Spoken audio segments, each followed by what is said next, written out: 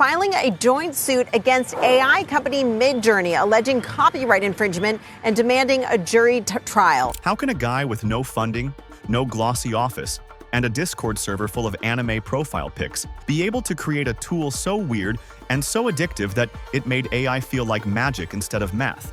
I mean, look at some of these. Have you ever seen AI-generated videos like this? I don't think you have, because they didn't exist. It's just the most unique and artsy generations we have seen in this space yet, and it's all available on the $10 per month plan. While billion-dollar labs like OpenAI and Google Brain were pouring tens of millions into AI research, David Holtz and his creation called Midjourney rewrote the rules of AI itself.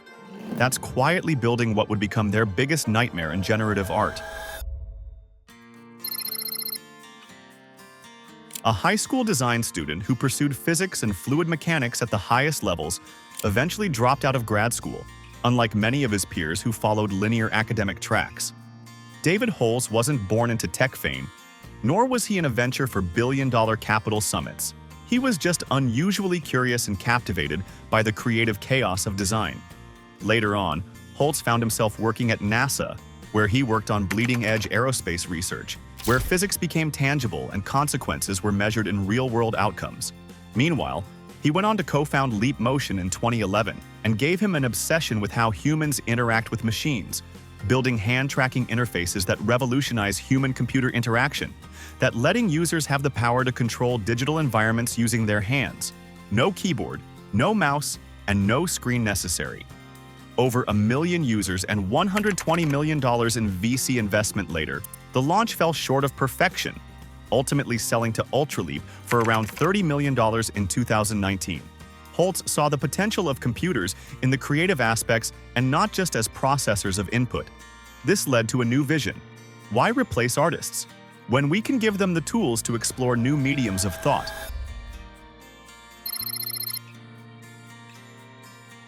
A perspective big AI ignored.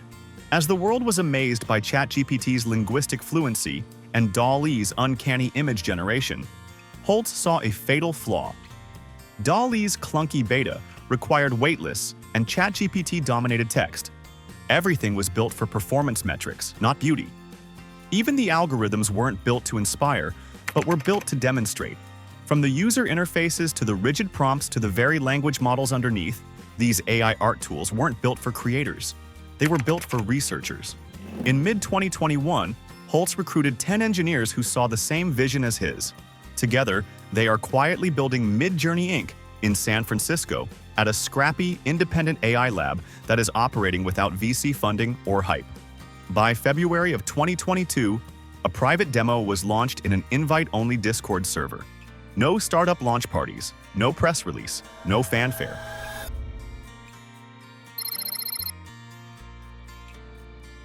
Holtz unleashed Midjourney like open-source Napster for AI art in a Discord server.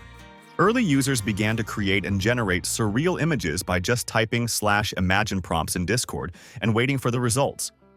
Not just weird AI mashups nor photorealistic renderings, but genuine art that is dreamlike, cinematic, evocative, and prioritizes aesthetic resonance that's beauty over accuracy. The exact opposite of OpenAI's clinical approach. This is the reason it stood out. Within weeks, 2 million users were hooked. The server became more than a launchpad. It was a place where creations are shared. Communal chatter and collective feedback make users feel something magical and living.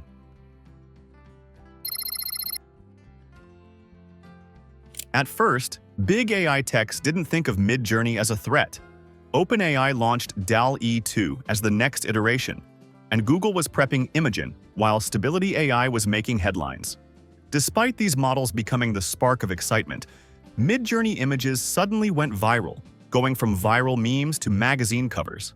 Art students, illustrators, and hobbyists alike started flocking. Major outlets followed the suit. The Economist and Corriere della Sera commissioned AI-generated visuals, and Last Week Tonight with John Oliver spotlighted the program in a primetime segment. Even Time magazine used a Midjourney image for its European edition cover story in June 2022. It was a moment of celebration and a moment that sent ripples through the AI world. Big AI tech companies scrambled to catch up. just like how OpenAI rushed to launch DALL-E 3 by wiring it directly into ChatGPT Plus and enterprise offerings by October 2023, trying to close the gap, but failed due to being more accurate and text-sensitive, remaining as a clinical tool. The irony? Most Google interns had PhDs than Midjourney's team, and yet they'd created an AI art tool that defined the category, proving you didn't need PhDs to build category-defining AI. Holtz began executing a strategy that felt more like a social experiment than a marketing plan, while other startups burned investor cash chasing growth and success. He turned his Discord community into both beta testers and marketers. Hence, it wasn't just a support channel, it was the product. New features were tested live. Users shared prompts, gave feedback, and voted on updates for free. Every conversation has generated more engagement for the program. Images became a piece of viral content, shaping Midjourney into something more and something bigger. In July 2022, Midjourney opened the Discord beta publicly. Within 3 months, the server grew to over 1 million members. March 2024. Daily active users had fluctuated between 1.2 and 2.5 million, having 19.3 million registered users. By April 2024, the AI program amassed 19.8 million users, adding 23,000 users daily, with 80% converting to paid plans without spending any marketing at all. Unlike OpenAI and Adobe, spending millions on compute resources and marketing campaigns, Midjourney had a self-fueling growth that baffled competitors. This was Holtz's masterstroke. He turned a Discord server into the world's largest decentralized design studio. At the end of 2023, the numbers defied logic and explanation. With just 11 full-time employees, no formal office, no traditional sales team, and no institutional investors, Midjourney had generated over $200 million in revenue. They charged users subscription plans ranging from $10 to $120 per month, along with GPU time add-ons. It was a basic and transparent monetization that scaled naturally with usage. With the astonishing efficiency, there was over $5 million in revenue per employee that vastly outperformed the public SaaS competitors like Dropbox, Slack, and Palantir. How did that happen? It was because they didn't sell enterprise software. It was just an obsessive focus on making AI art feel magical that required taste, discipline, and creativity, not just functionality. There was elimination of onboarding friction and reduction of overhead as users self-served via Discord. Also, the minimalist team structure allowed faster iterations and agility that is laser-focused on building joy through image creation.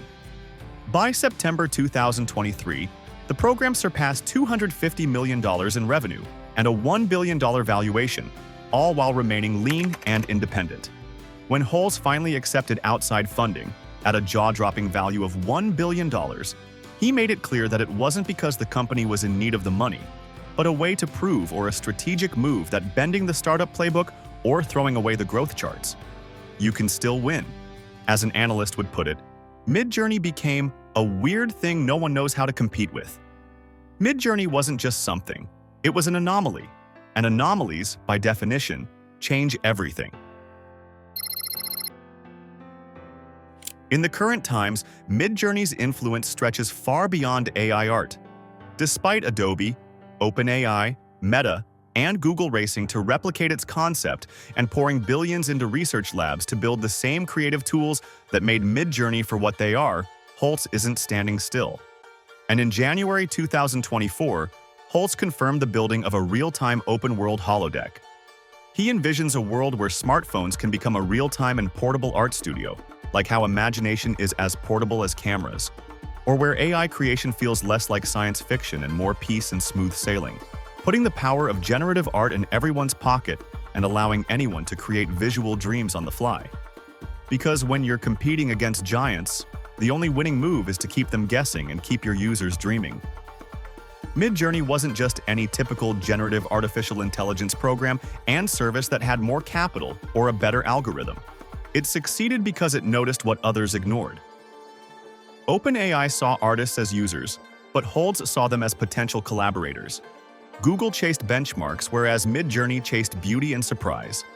Adobe prioritized control, yet Midjourney prioritized independence and creativity. The real lesson? Disruption does not come from matching resources from your opponent. It comes from spotting and identifying what the world doesn't see and consider unimportant, turning it into the greatest competitive advantage that would make every idea and solution a reality.